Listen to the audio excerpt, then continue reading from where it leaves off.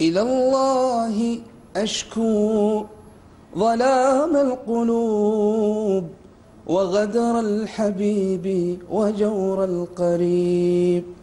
فيا رب نور فؤادي ودربي إذا أظلمت بسوانا الدروب، وكن ربي ذخري وشدن أزري إذا ما داهتني إله الكروب.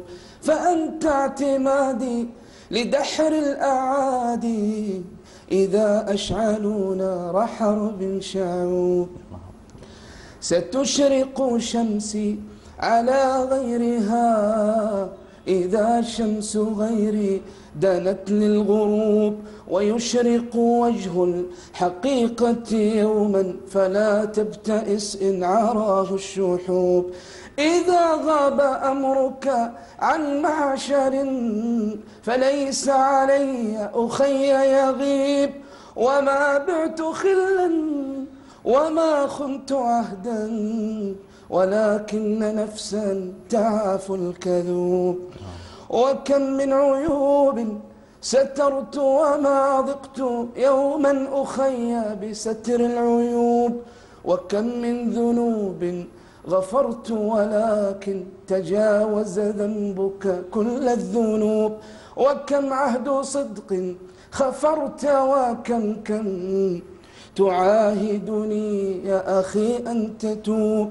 فلما تيقنت منك الصدود وأنك للود لا لن تؤوب، فلما تيقنت منك الصدود وأنك للود لا لن تؤوب، هجرتك نفسي وأرغمت نفسي ولو أن نفسي عليك تذوب.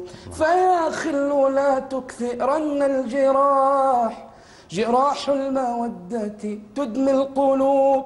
وما أنا ممن يجيد الكلام وعند اللقاء يجيد الهروب، وما أنا ممن يبيع الصحاب ويسلمهم لو دهتني الخطوب، ولكنني ثابت كالجبال وما حولتني رياح هبوب.